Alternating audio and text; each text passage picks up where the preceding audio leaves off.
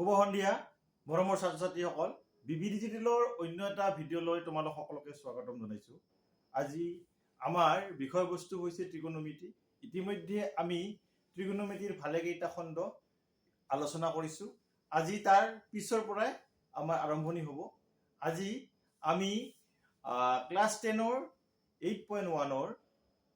যি পৰৱৰ্তী অংক আছে, অৰ্থাৎ আজি 5 নম্বৰ অংক, 5 নম্বৰ অংকটো আমি প্ৰথমতে আৰম্ভ কৰিম। গতিকে আৰম্ভণিৰ পৰাই তোমালোকে ভিডিঅ'টো মনোযোগ দি চাই থাকিবা। যদি কুৱেশ্যন কিবা এৰাইজ হয় তেতিয়া কমেণ্টত মোক জনাবা। এতিয়া পলম নকৰি আমি ভিডিঅ'টোৰ মাজলৈ আগবাঢ়িছোঁ। ইয়াত কি দিয়া আছে প্ৰথমতে এইটো চাই ল'ব লাগিব। দিয়া আছে sec θ ইকুৱেল 13/12 আন ত্ৰিকোণমিতিক অনুপাতবোৰ গণনা কৰা। ইতিমধ্যে আমি sec θ, cos θ, sin θ এই যিমানবিলাক ত্ৰিকোণমিতিক অনুপাত আছে আমি এইবিলাকৰ বিষয়ে বহলভাৱে আলোচনা কৰিছোঁ। যদি এনেহেন ধৰণৰ সমস্যা থাকে প্ৰথমতে তোমালোকে কি কৰিবা, এটা ত্ৰিভুজ আঁকি ল'বা আৰু এই ত্ৰিভুজটোৰ পৰাই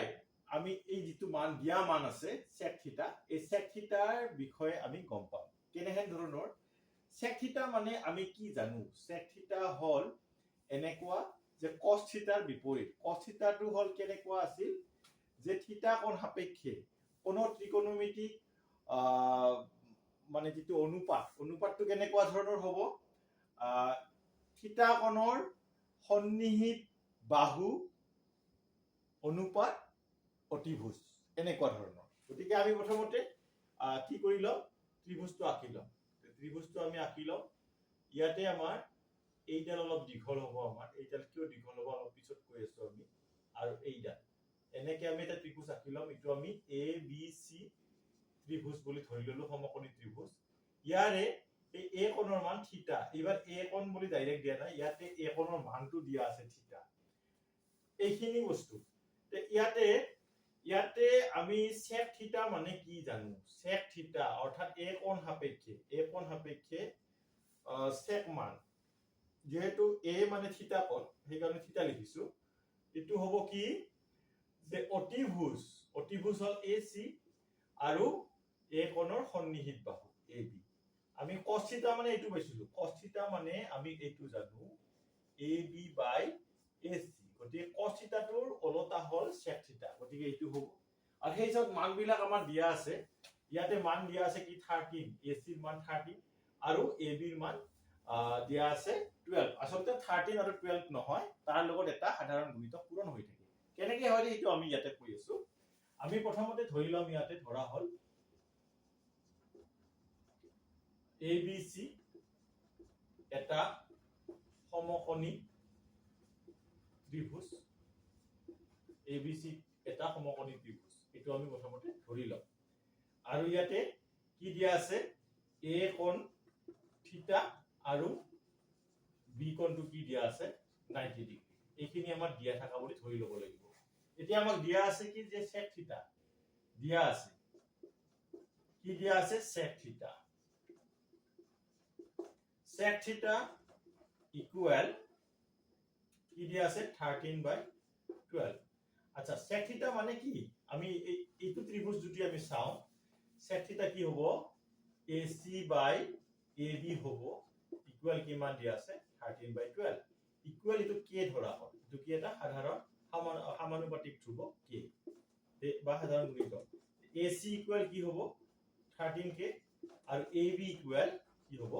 12k, অৰ্থাৎ এইটো 13k আৰু এইটো 12k। এতিয়া আমি a ৰ মানটো উলিয়াই ল'ব লাগিব। ইয়াৰ পৰা BC ৰ মান পাইথাগোৰাছৰ সূত্ৰ মতে আমি জানো, কি জানো, আমি জানো এইটো লিখি ল'ব পাৰো ইয়াতে আমি, যে আমি জানো কি জানো AC square equal AB square plus BC square. AC স্কয়াৰৰ মানটো আমি বহুৱাই দিম 13k হোল স্কয়াৰ,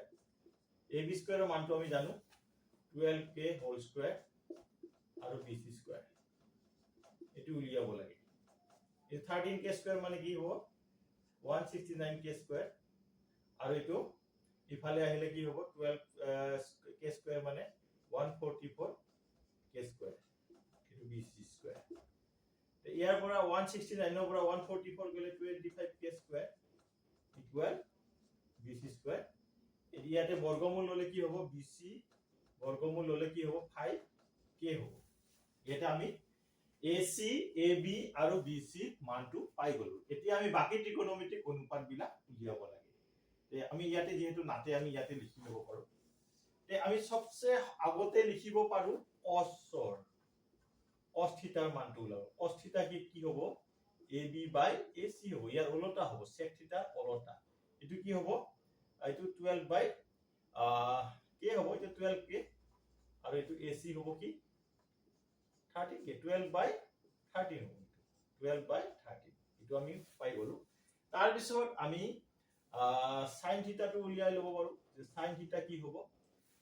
sin থিটা হ'ব a কোণৰ বিপৰীত বাহু অনুপাত কি হ'ব থিটা কোণৰ বিপৰীত বাহু BC অনুপাত কি হ'ব AC তে BC মান কিমান দিয়া আছে আমাৰ 5k বাই AC হ'ব 13k ইয়াত k কেনসেল গল এটা 5 বাই 13 হ'ল ঠিক হেদৰে আমি tan টো উলিয়াই লম tan থিটা হ'ব কি থিটা কোণৰ বিপৰীত বাহু BC আৰু থিটা কোণৰ সন্নিহিত বাহু AB BC বাই AB BC মান কিমান দিয়া আছে আমাক 5k আমি পাইছো AB মান কিমান আছে 12k এটো কেনসেল 5 বাই 12 এতিয়া আমি sin থিটাৰ ওলটাটো কি পাম cosec থিটা এটো ইয়াৰ ওলটা AC বাই কি হ'ব BC এটো আমি ডাইৰেক্ট বুখাব পাৰো ইয়াৰ ওলটাটো কি হ'ব 13 বাই 5 ঠিক হেদৰে আমাৰ tan থিটাৰ ওলটাটো কি cot থিটা ইকুয়াল কি হ'ব AB বাই BC হ'ব গতিকে ইয়াৰ ওলটাটো 12 বাই 5 এনেকে এই বাকি পাঁচটা ত্ৰিকোণমিতিক অনুপাতৰ মান আমি ধুনিয়াকে উলিয়াই লব পাৰো গতিকে একেবাৰে সহজ কথা ইয়াত বহুত কিবা কিবি নাই মেইন কথাটো হৈছে কি আমি জানিব লাগিব যে থিটা কোণ সাপেক্ষে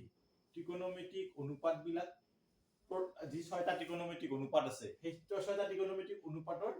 যে অনুপাত বিলাক কেনেহেন ধৰণৰ হ'ব সেইখিনি কথা আমি মনত ৰাখিলে এই অংকটো বাকি একেবাৰে সহজ বাকি এইখিনি অংক এইখিনি হল কি পূৰণ হৰণ অংক এইখিনি বেছি টান নহয় গতিকে এইটোৱে কথা ইয়াৰ পিছত আমি পৰৱৰ্তী অংকটোলৈ যাম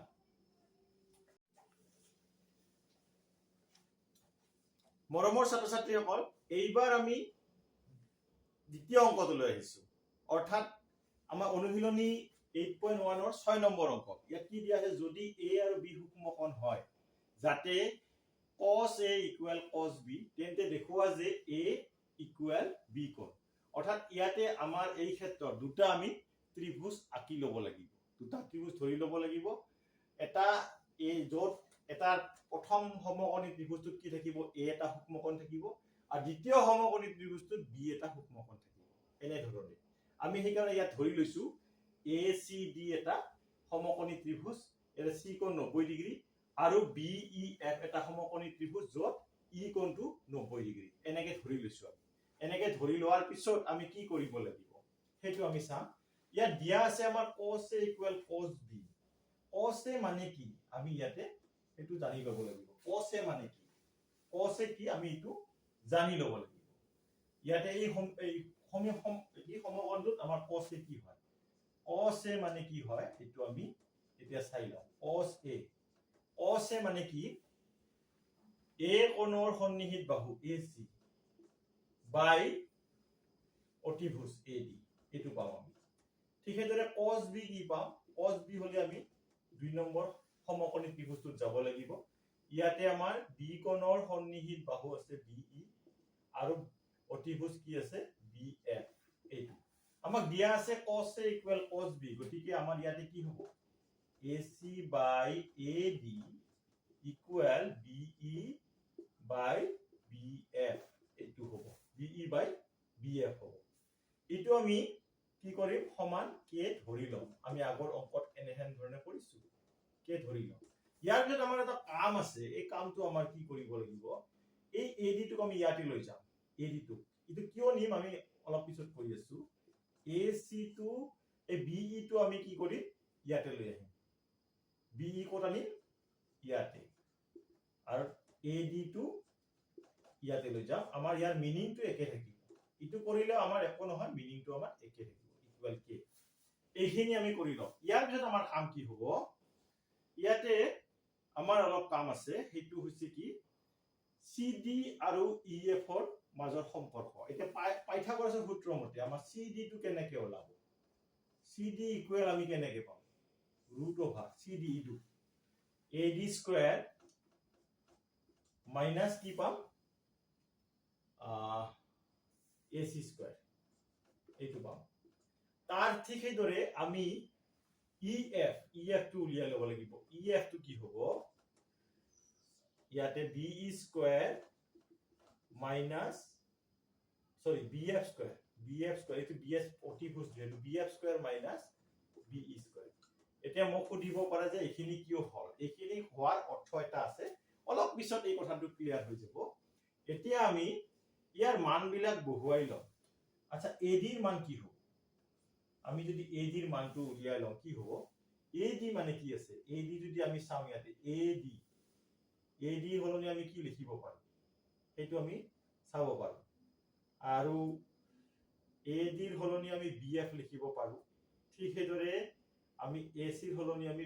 BE লিখিব পাৰো কি লিখিব পাৰো BE ইয়াতে যদি আমি চাও ইয়াৰ পৰা যদি আমি উলিয়াম AD ৰ হলনি AD ইকুৱেল BF কে আমি লিখি ললো BF কে হোল স্কয়াৰ ঠিক সেইদৰে আমাৰ AC ৰ হলনি আমি কি লিখিব পাৰো BE কে এনেকে পূৰণ হ'ব BE কে হোল স্কয়াৰ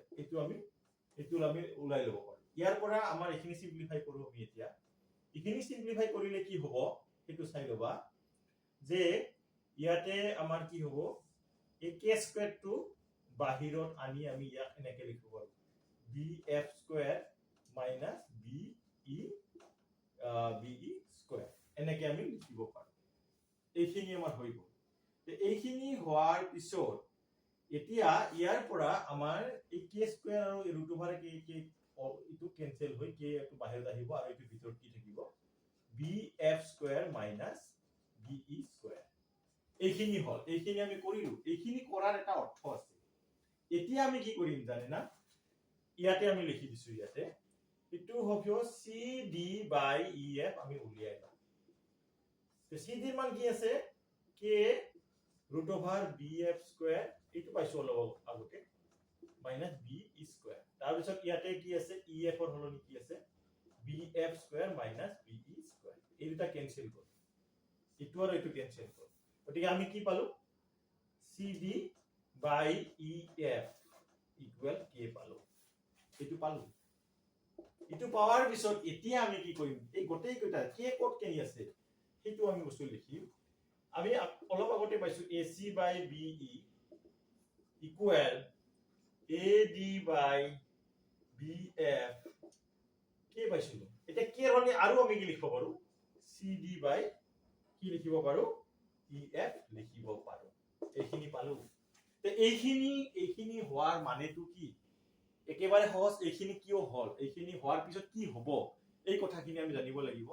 ইয়াতে আমি দুটা ত্ৰিভুজ লৈছো ACD আৰু BEF ইয়াৰে আমি দেখিছো AC ইয়াৰ অনুৰূপ বাহু এডাল BE ঠিক সেইদৰে AD ৰ অনুৰূপ বাহু BF আৰু ACD ৰ অনুৰূপ বাহু EF এটা কি হৈছে চোৱা AC ৰ অনুৰূপ বাহু BE এই যেটো অনুপাত এই অনুপাতটো কাৰ সমান AD অনুৰূপ বাহু BF ৰ সমান লগতে কাৰ সমান CD অনুৰূপ বাহু EF ৰ সমান যদি এনেকুৱা হয় যে যদি যিকোনো দুটা ত্ৰিভুজৰ অনুৰূপ বাহুৰ অনুপাত বৰ যদি সমান হয় তেতিয়া ত্ৰিভুজ দুটা কি হয় সদৃশ হয় গতিকে ইয়াৰ পৰা আমি কি পাও সদৃশ ত্ৰিভুজৰ ধৰ্ম মতে ACD সদৃশ কি পাম আমি BEF পাম কি পাম BEF যদি দুটা ত্ৰিভুজ সদৃশ হয় তেতিয়া হিহঁতৰ অনুৰূপ কোণ বিলাক সমান অৰ্থাৎ এই D কোণটো F কোণৰ সমান হ'ব C কোণটো E কোণৰ সমান ইটোটো সমান হৈ আছে আৰু A কোণটো B কোণৰ সমান গতিকে আমি ইয়াক লাগে কি আমাক ইয়াতে A কোণ B কোণৰ সমান লাগে গতিকে আমি ইয়াতে খুব সহজতে এনেকে